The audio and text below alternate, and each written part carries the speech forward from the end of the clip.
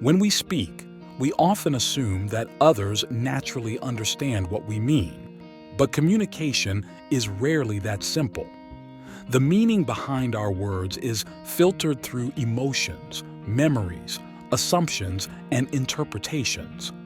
Marshall Rosenberg, the creator of Nonviolent Communication, believed most conflicts don't come from disagreement, but from never truly hearing or being heard. Today, we'll explore a way of speaking that allows connection, clarity, and respect, even when emotions are high. Imagine being able to say what you feel without causing defensiveness, and being able to listen without feeling attacked. That's the promise of nonviolent communication. Rosenberg often said that behind every action, even the frustrating ones, is an attempt to meet a need. When someone snaps at you for being late, their anger is not about the clock. It's about a need for reliability, care, or respect. But we rarely speak in terms of needs. Instead, we speak in judgments. You're so inconsiderate. You never listen. You're impossible. These judgments block connection instantly.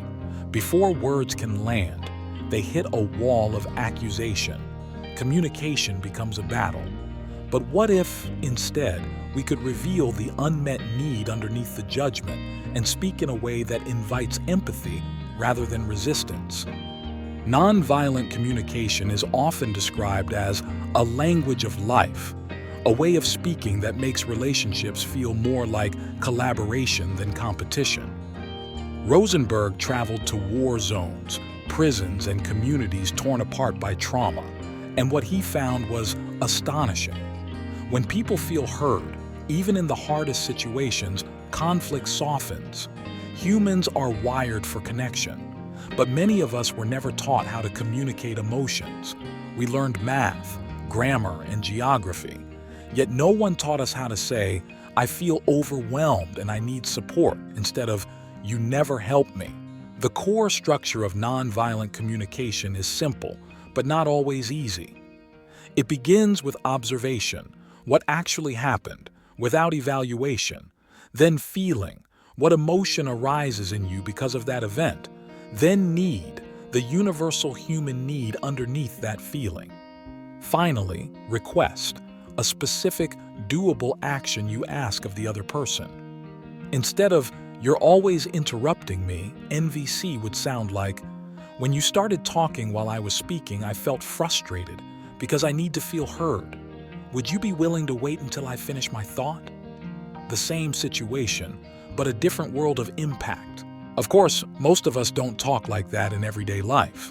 If someone interrupts us, we're more likely to glare and mutter something sarcastic under our breath. We've been trained to defend, attack, or retreat. That's why Rosenberg emphasized something crucial. Nonviolent communication is not about being nice. It's about being authentic without causing harm. Fake politeness hides truth. True NVC expresses it. It says, "My needs matter, and so do yours." It is the voice of a future version of us, one who can speak with clarity and care, even in conflict. Listening, in NVC, is just as important as speaking. In fact, most communication fails not because of what is said, but because of how little listening takes place. Rosenberg taught that listening means putting aside our internal commentary, the urge to fix, analyze, or respond.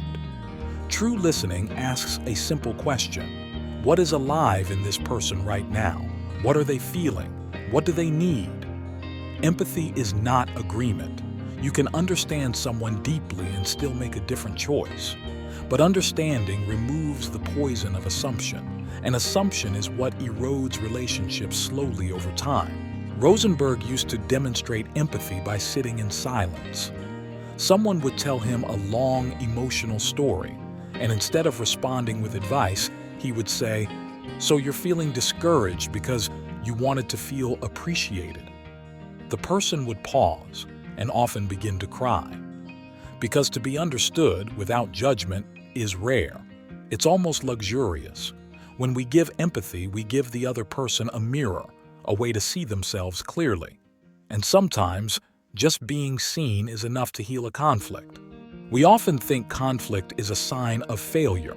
In truth, conflict is information. It tells us that something matters, that a need is unmet. But we treat discomfort like an emergency, something to rush through quickly.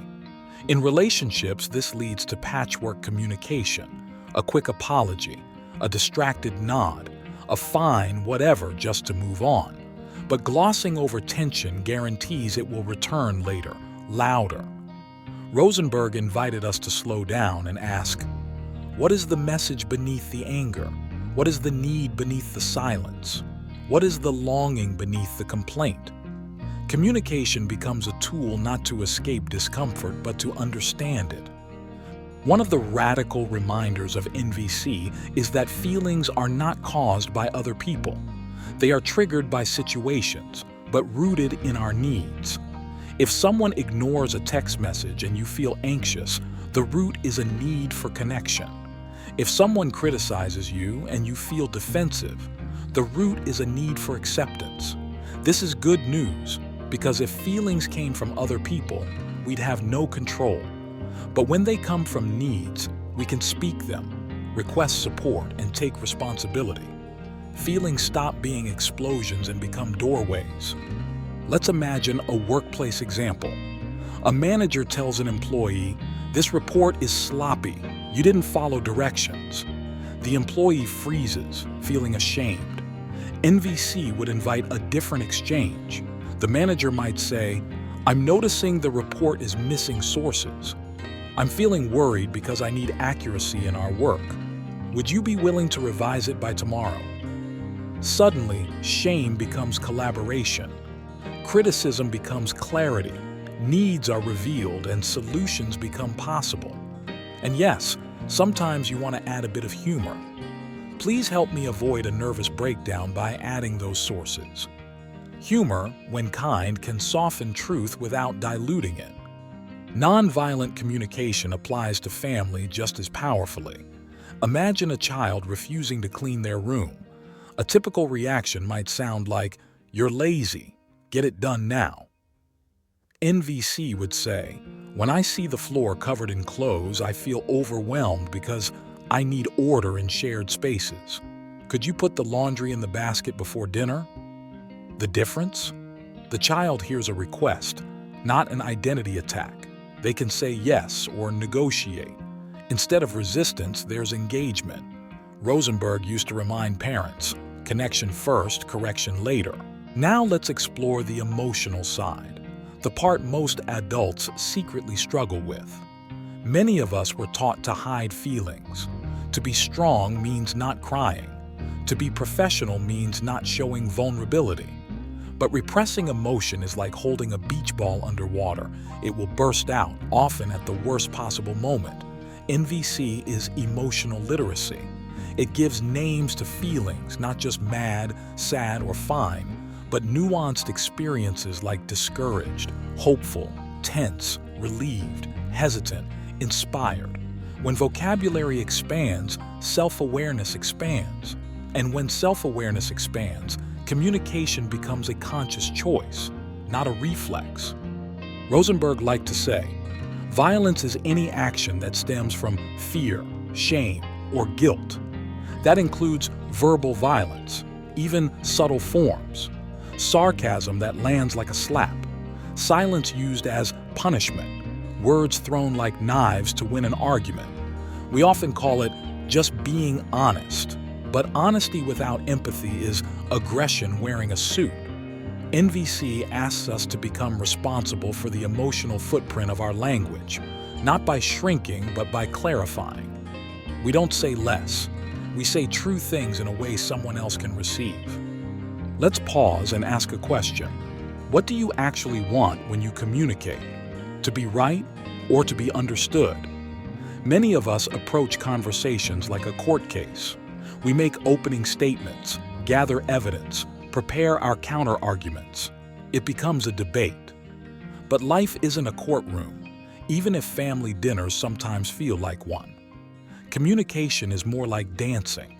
It requires rhythm, attention, pauses, and sometimes stepping on each other's toes gracefully. When we stop trying to win through words, we start trying to connect through them.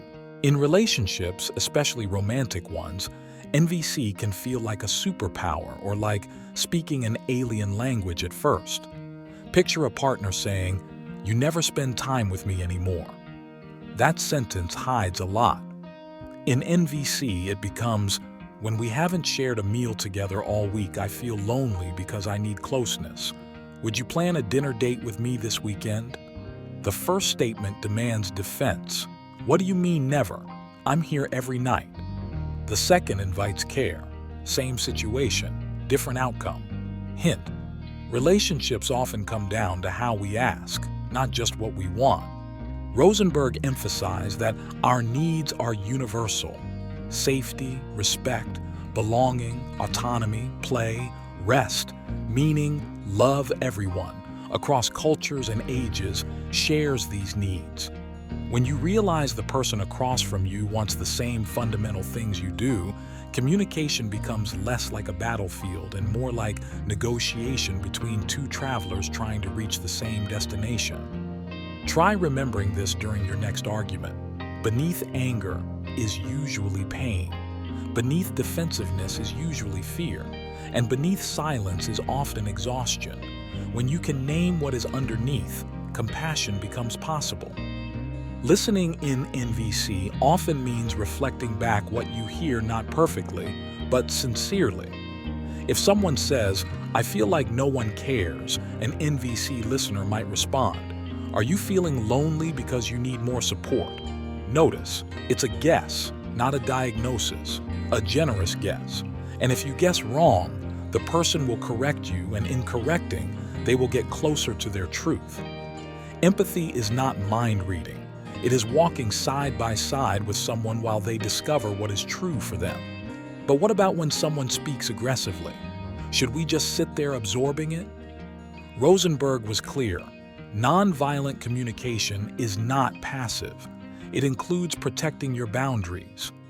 NVC allows you to say no with self-respect instead of guilt. Instead of "leave me alone," you might say, "I want to continue this conversation, but I'm feeling overwhelmed and I need a pause.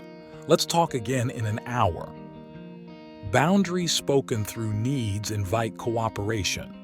Boundaries spoken through attack invite war. The biggest barrier to NVC is usually our own ego. We want to be understood before we understand, heard before we hear, validated before we validate. But someone has to go first. The brave person starts the chain. When you speak through observation, feelings, needs, and requests, you model a different possibility. You become the emotional adult in the room, even if others don't join you immediately. And slowly, your language begins to influence others. People respond to how they feel in your presence. NVC can transform self-talk just as deeply as conversations with others. Think of how often you criticize yourself. "I'm useless. I should be better. Why can't I get it right?" Rosenberg offered a new internal language. Instead of judging yourself, ask what need you were trying to meet. Maybe procrastination was a need for rest. Maybe anger was a need for respect. When you treat yourself with empathy, emotional energy returns. Shame is not motivational fuel, it's emotional sandpaper. Self-empathy polishes instead of erodes. So how do you begin practicing this in real life? Start small. Choose one conversation today and simply notice when you're speaking in evaluations rather than observations. Notice when you're expressing complaints instead of needs. Try using the phrase, "I'm feeling because I need." You might feel awkward, like you're reading from a manual. But awkwardness is the bridge between old habits and new skills. Babies stumble before they walk. Adults stumble before they communicate consciously. You can also practice NVC silently as a mental translation tool. When someone is rude, instead of reacting, you might internally ask, "What is this person needing right now?" Maybe respect, maybe safety, maybe food. Let's be honest. Hunger has started more arguments than philosophy ever has. Even if you choose not to engage, seeing someone's needs softens your heart. You don't excuse behavior, you understand it. One of Rosenberg's stories tells of a man in prison who said, "I did what I did because nobody saw me." That sentence summarizes the deepest wound many people carry. Nonviolent communication is ultimately not about technique. It's about presence, giving others the dignity of being seen. Whether you use the official formula or not, the essence is simple. Communicate in a way that leaves the other person more whole than before the conversation. Imagine a world where arguments end not with slammed doors, but with deeper understanding, where workplaces replace blame with curiosity, where families speak needs instead of accusations, where children grow up fluent in both language and emotion.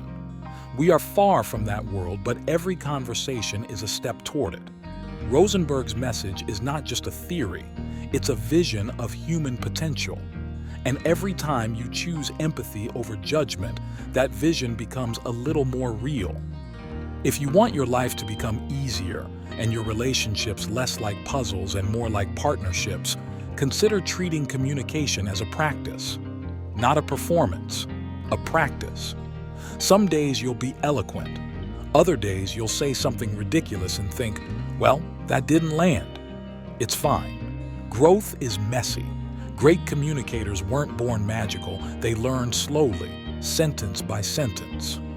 Before we close, here's a practical exercise from Rosenberg's teachings. Think of a recent conflict. Write down what you observed, only facts. Then write your feelings. Then write your needs. Then write a concrete request. Don't worry if it feels mechanical. It's like tuning a musical instrument. Eventually, communication becomes music, improvisational, flowing, alive. But first, you learn the notes. The next time you speak, try this subtle shift. Instead of trying to impress, try to express. Instead of trying to be right, try to be real. Instead of guarding your needs, share them. Yes, it feels vulnerable, but vulnerability is how connection breathes. Rosenberg believed that inside every person is a compassionate core, often covered by layers of fear. When communication becomes nonviolent, those layers soften, and what remains is possibility. Your voice has power not just to transmit information, but to shape relationships, to soothe pain, to open doors. The way you speak can make someone feel safe enough to tell the truth, and the way you listen can make someone feel human again. So speak to be understood, not because you deserve attention, but because you deserve connection. And listen to understand, not because others are right, but because others are real. Nonviolent communication is more than a method. It is a mindset, a philosophy, a quiet revolution. And like all revolutions, it begins with a single step. Maybe that step is a conversation tonight, or a pause before responding, or simply asking someone, "How are you, really?" If communication is the bridge between souls, NVC is the blueprint for building it strong. Thank you for joining this journey into the art of speaking, not just to be heard, but to be understood. This is another very important secret to an easy life.